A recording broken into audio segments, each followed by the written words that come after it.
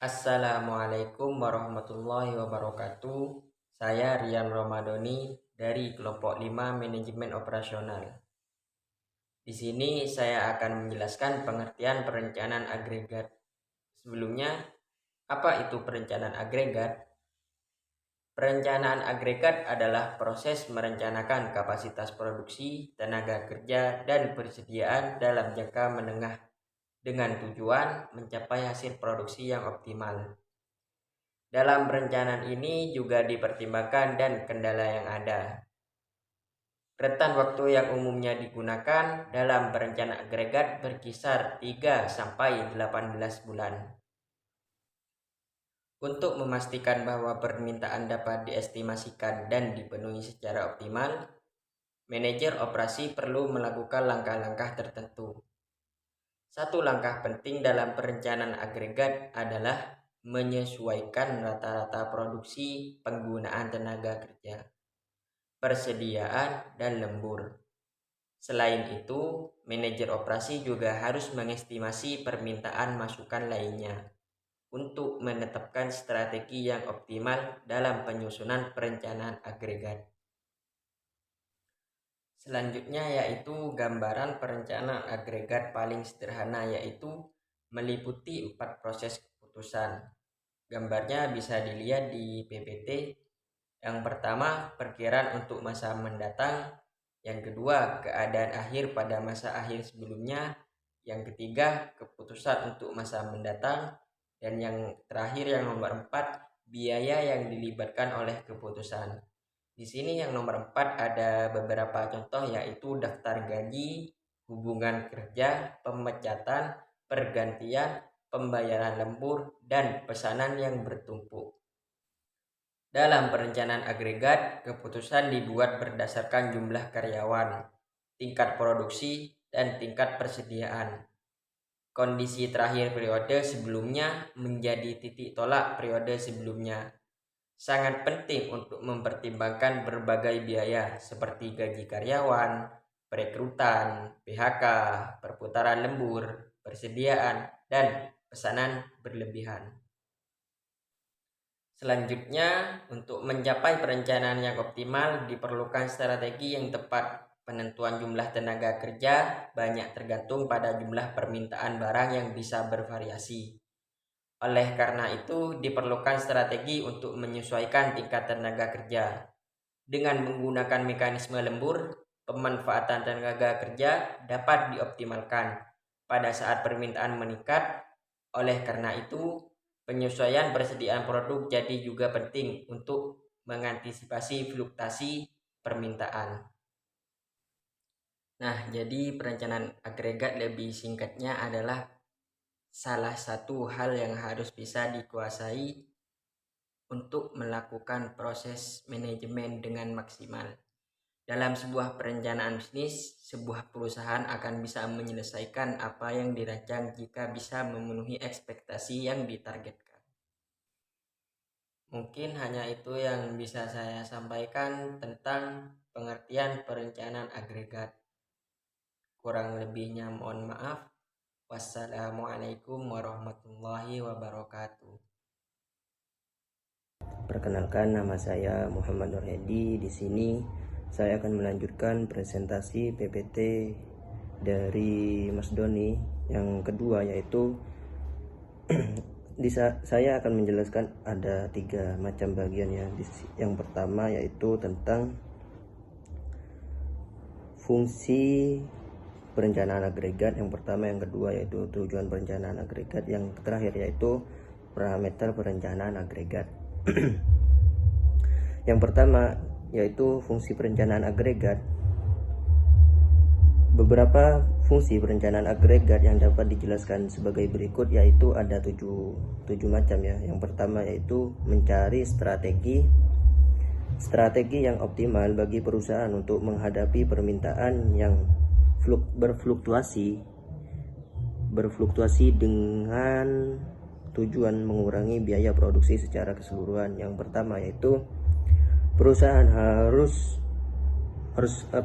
strategi yang harus optimal untuk menghadapi harga yang fluktuasi. Yang dimaksud dengan fluktuasi yaitu naik turunnya suatu barang. Yang kedua yaitu menjamin konsistensi antara rencana penjualan dan rencana produksi yang strategi perusahaan yang telah ditetapkan. Yang ketiga yaitu menggunakan metode evaluasi untuk mengukur kinerja proses perencanaan produksi dan evaluasi tingkat efektivitas.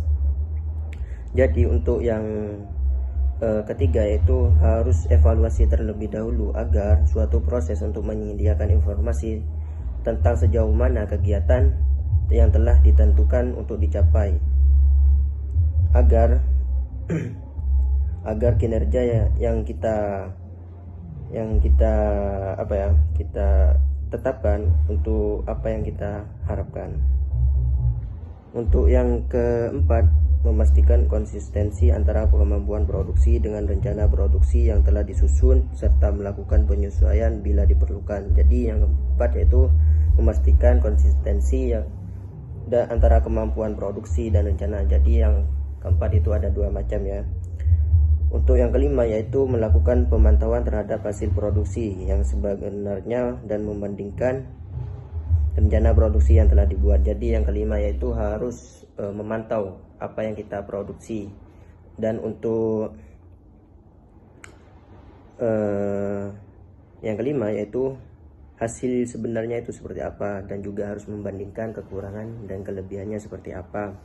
Yang keenam, mengatur persediaan produksi jadi dengan tujuan mencapai target yang telah ditetapkan serta melakukan penyesuaian jika terjadi perubahan dan permintaan atau produksi dari konsumen. Jadi yang keenam yaitu mengatur persediaan produk agar mencapai target untuk suatu barang. Yang ketujuh yaitu mengarahkan penyusunan jadwal produksi utama dan memastikan pelaksanaan sesuai dengan rencana yang telah disusun. Yang terakhir yaitu mengarahkan penyusunan jadwal suatu produksi agar rencana apa yang kita rencanakan itu dapat tersusun dengan rapi. Nah, yang kedua yaitu tujuan perencanaan agregat. Tujuan perencanaan agregat ini ada 3 macam. Yang pertama, mengembangkan suatu produksi, strategi produksi yang komprehensif dan seimbang antara permintaan dan pasokan, sambil memperhatikan pengurangan biaya secara maksimal, walaupun biaya bukan satu-satunya faktor yang diperhatikan, tetapi merupakan aspek yang sangat penting. Jadi yang pertama itu mengembangkan suatu strategi untuk produksi. Yang di sini yaitu faktor utamanya itu adalah biaya yang pertama untuk faktornya ya. Untuk yang kedua yaitu menyediakan informasi yang diperlukan untuk merancang dan perancangan sumber daya sehingga perencanaan tersebut dapat dibuat mendukung rencana produksi yang telah disusun sebelumnya. Yang terakhir yaitu mengatur produksi dan tenaga kerja secara efektif dalam menghadapi perubahan permintaan yang fluktuatif dan bertujuan mengurangi ketidakstabilan yang mungkin terjadi dan mencapai konsistensi dalam kegiatan produksi. Untuk yang terakhir yaitu parameter perencanaan agregat. Untuk parameter perencanaan agregat yaitu ada 2 macam. Yang pertama, tingkat modal perusahaan memiliki peran yang signifikan dalam menentukan strategi dan menggunakan mesin serta peralatan. Jadi untuk parameter perencanaan agregat yang pertama yaitu tingkat modal perusahaan memiliki peran yang signifikan seperti mesin, seperti listrik, seperti yang menentukan strategi mesin gitu loh. Yang kedua yaitu perencanaan juga perlu mempertimbangkan tingkat keahlian para pekerja, karena tingkat keahlian yang tinggi akan berdampak pada hasil produksi yang baik. Untuk yang kedua yaitu perencanaan juga mempertimbangkan tingkat keahlian kepada karyawan. Jadi karyawan sudah mempunyai keahlian yang sudah mencapai keahlian yang bagus serta kinerja yang baik, maka hasil produksi yang dihasilkan itu akan menjadi lebih baik. Biaya inventaris juga dipengaruhi oleh jenis barang diproduksi. Jika produk yang dihasilkan memiliki variasi yang tingkat tinggi, penyediaan penyimpanan yang lebih banyak. Hal ini akan meningkatkan biaya inventaris karena memerlukan lebih banyak tempat penyimpanan. Jadi itu yang saya cuma sampaikan. Kurang lebihnya jika ada kata-kata yang kurang, mohon maaf. Di penjelasan berikutnya akan dijelaskan oleh Dimas, teman. Baik, di sini saya akan menjelaskan terkait dengan penjelasan input dan output perencanaan agregat. Sebelumnya saya sebagai pemateri yang ketiga, yaitu Dimas Nasrul Arif, akan menjelaskan terkait dengan input dan output perencanaan agregat serta biaya perencanaan agregat. Nah, di sini terkait dengan input dan output perencanaan agregat itu ada terbagi menjadi dua, dan untuk inputnya di sini ada empat macam yang meliputi yang pertama yaitu ketersediaan sumber daya, yang kedua data permintaan, dan yang ketiga kebijakan perusahaan, dan yang terakhir yaitu adalah biaya. Nah, di sini saya menjelaskan yang pertama, yaitu sebelumnya terkait dengan input perencanaan agregat itu informasi yang diperlukan untuk membuat perencanaan agregat yang efektif, seperti itu. Selanjutnya yaitu ketersediaan sumber daya. Nah, ketersediaan sumber daya yaitu sepanjang periode rencana produksi sangat penting untuk input sendiri, seperti itu. Dan juga ketersediaan sumber daya ini termasuk tenaga kerja yang tersedia dan kapasitasnya itu sangat fasilitas sekali, atau kapasitasnya itu sangat dibutuhkan oleh pabrik, seperti itu. Dan selanjutnya yaitu ada data permintaan. Data permintaan sendiri yaitu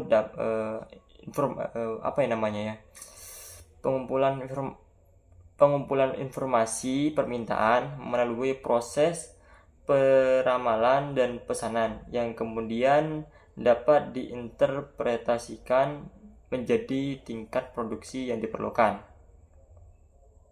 Dan yang ketiga yaitu kebijakan perusahaan.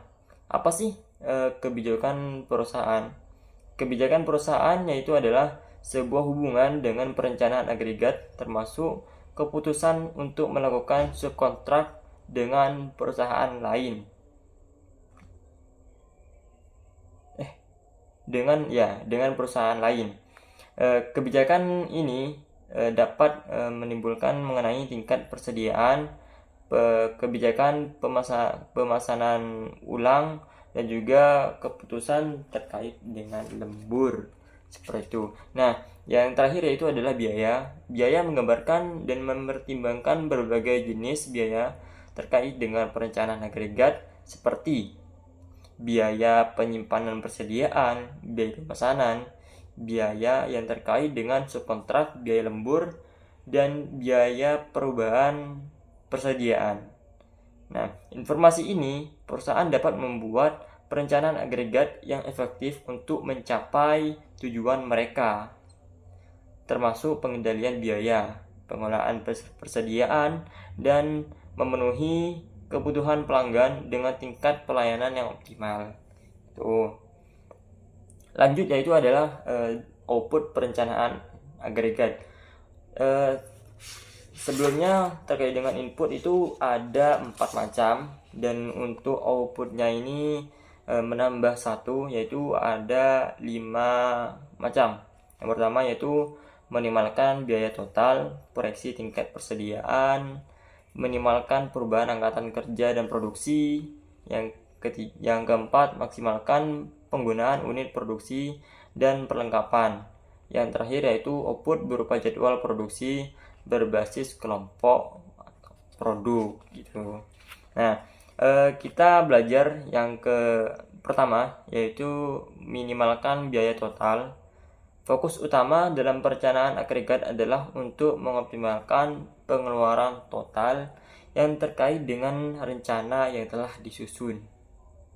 Yang kedua, yaitu proyeksi tingkat persediaan. Perencanaan agregat mencakup proyeksi atas tingkat persediaan yang mencakup persediaan bahan baku, tingkat output, tingkat tenaga kerja, penggunaan subkontrak, dan pemesanan kembali. Gitu. Yang ketiga yaitu minimalkan perubahan angkatan kerja dan produksi. Salah satu tujuan perencanaan agregat adalah meminimalkan perubahan yang harus dilakukan pada tingkat angkatan kerja dan tingkat produksi. Yang keempat, maksimalkan penggunaan unit produksi dan perlengkapan yang tadi itu adalah judulnya, dan penjelasannya yaitu adalah untuk memaksimalkan penggunaan unit produksi dan perlengkapan produksi yang tersedia. Hal ini dapat melibatkan jadwal produksi yang efisien dan optimal gitu. Yang terakhir yaitu adalah output berupa jadwal produksi berbasis kelompok produk. Output dari proses perencanaan agregat biasanya berupa jadwal produksi yang mengelompokkan produk berdasarkan famili atau kelompok yang serupa. Misalnya, dalam industri otomotif, output akan memberikan informasi tentang total mobil yang diproduksi dalam periode tertentu, bukan spesifik tapi jumlah mobil berdasarkan merek atau model tertentu.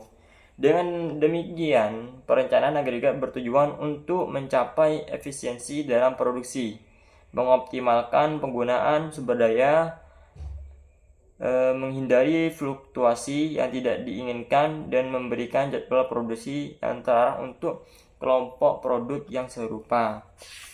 Nah, di sini yaitu adalah biaya perencanaan agregat. Ada beberapa yang terlibat dalam perencanaan agregat, yaitu yang pertama ongkos penambahan tenaga kerja, ongkos lembur dan ongkos menganggur, biaya persediaan dan biaya kehabisan persediaan.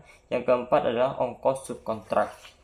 Kita belajar dari yang pertama yaitu adalah ongkos penambahan tenaga kerja. Ongkos penambahan tenaga kerja dalam suatu perusahaan memang akan menimbulkan biaya tambahan, termasuk biaya iklan untuk mengumumkan posisi lowongan kerja, biaya seleksi untuk mencari kandidat yang sesuai, dan biaya pelatihan untuk mengembangkan keterampilan dan pengetahuan bagi karyawan baru. Yang kedua yaitu adalah ongkos lembur dan ongkos menganggur. Biaya lembur biasanya 150% dari biaya tenaga kerja normal. Meskipun lembur dan meningkatkan kapasitas produksi perusahaan, namun ada konsekuensi negatif seperti kelelahan karyawan yang dapat menyebabkan absensi. Di sisi lain, jika perusahaan memiliki lebih banyak karyawan daripada yang diperlukan dalam proses produksi, terdapat kelebihan tenaga kerja. Dalam situasi ini, produktif lainnya meskipun tidak selalu efisien, namun jika tidak ada rencana yang efektif untuk mengatasi kelebihan tenaga kerja ini, perusahaan akan menderita ongkos menganggur. Seperti itu. Yang ketiga itu adalah biaya persediaan dan biaya kehabisan persediaan.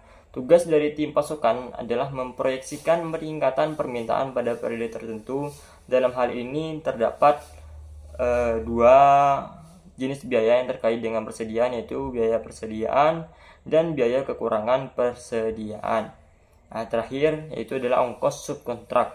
Subkontrak biaya adalah biaya yang dikeluarkan sebagai akibat perusahaan menyewa jasa pihak lain untuk meningkatkan kapasitas produksi.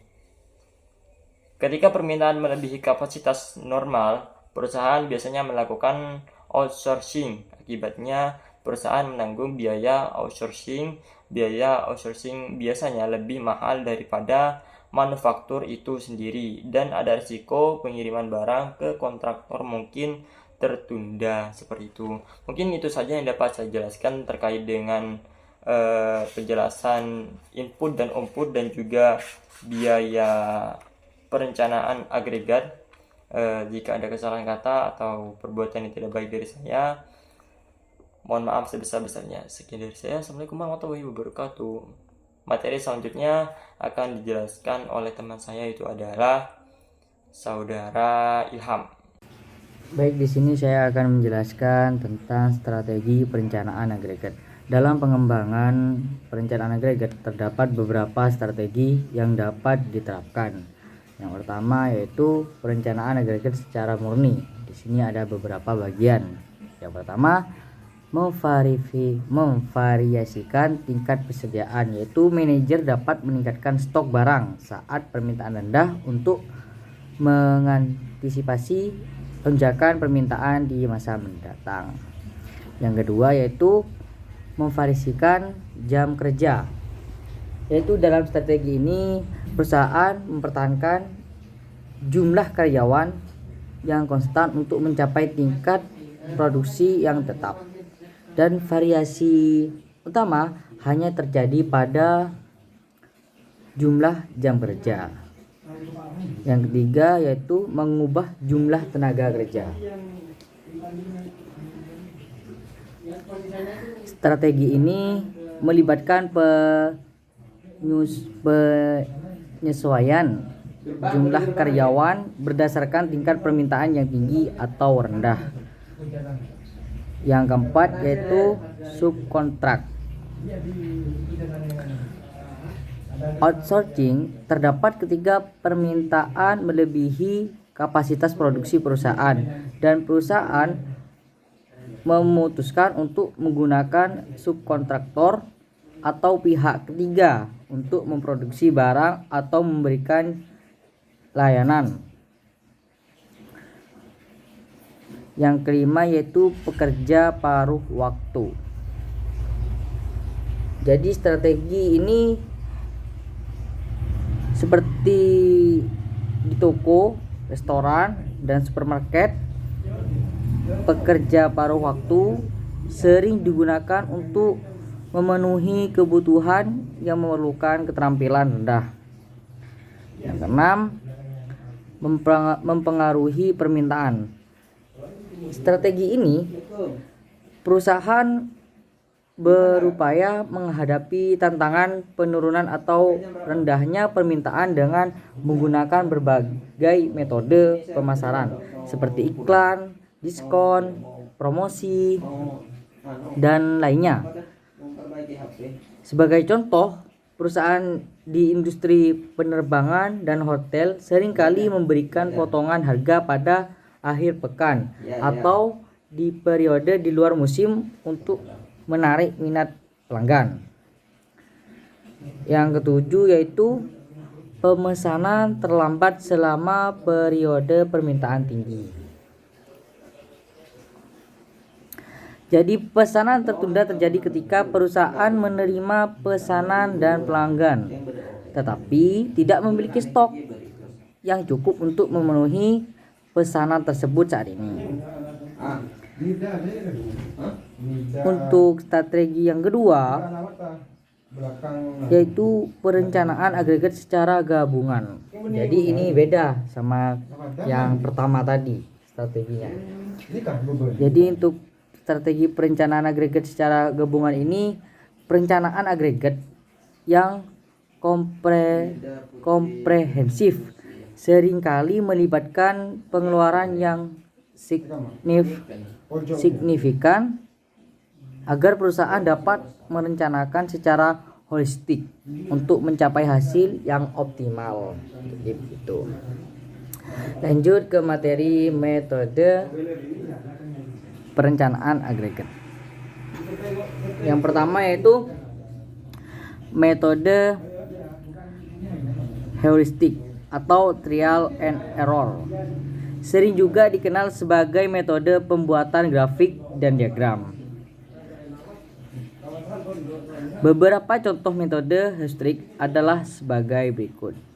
Di sini saya akan menyebutkan beberapa contoh metode heuristik. Yang pertama yaitu metode pengendalian tenaga kerja, yaitu metode yang dijelaskan melibatkan penyesuaian kapasitas produksi dengan permintaan saat ini. Ketika permintaan meningkat, maka kapasitas produksi juga ditingkatkan. Namun jika permintaan menurun di periode berikutnya, maka kapasitas produksi akan dikurangi.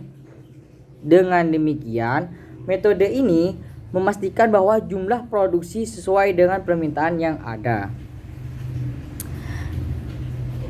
Di sini yang kedua yaitu metode pengendalian persediaan,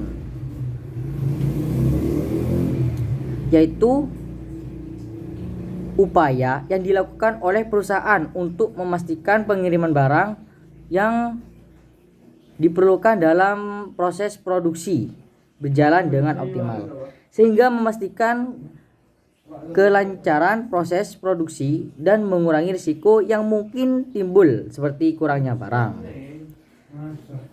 Yang ketiga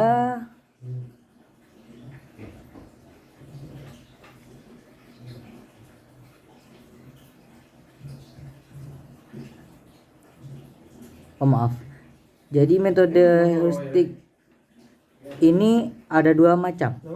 Yang pertama metode pengendalian tenaga kerja yang barusan sudah saya jelaskan. Yang kedua yaitu metode pengendalian persediaan. Di sini juga dilanjut sama metode perencanaan agregat yang kedua, yaitu biaya pemutusan hubungan kerja tenaga kerja. Biasanya pemutusan hubungan tenaga kerja terjadi dalam situasi tertentu. Dalam situasi di mana ada penurunan permintaan produk atau penurunan produktivitas yang signifikan dalam suatu perusahaan manufaktur. Yang ketiga yaitu metode pengawasan subkontrak. Metode ini bertujuan untuk mengoptimalkan produksi dengan mengurangi kebutuhan minimum saat ini. Jadi ketika permintaan melebihi tingkat produksi atau outsourcing terjadi, maka outsourcing terjadi. Namun ada beberapa risiko yang terkait dengan metode ini, seperti kehilangan kontrol atas produksi yang disubkontrakkan, terus risiko kualitas dari subkontraktor, dan risiko terkait dengan kerahasiaan atau keamanan data yang dikirim ke subkontraktor. Yang keempat yaitu metode campuran. Metode ini adalah pendekatan yang menggabungkan beberapa faktor dalam menentukan tingkat produksi yang optimal. Faktor-faktor tersebut mencakup aspek-aspek seperti aliran produksi, jumlah mesin yang digunakan, jumlah hari kerja, tingkat efisiensi penggunaan mesin, dan pola kerja dalam satu shift. Metode ini mempertimbangkan kondisi aktual dalam menentukan laju produksi. Dalam metode campuran, jika terjadi kelebihan produksi, maka barang-barang tersebut disimpan untuk digunakan di kemudian hari. Ini dapat membantu mengatasi fluktuasi permintaan atau kebutuhan produksi tambahan. Namun jika terjadi kekurangan produksi, maka perusahaan dapat melakukan lembur untuk menambah kapasitas produksi. Sekian dari saya. Wassalamualaikum warahmatullahi wabarakatuh.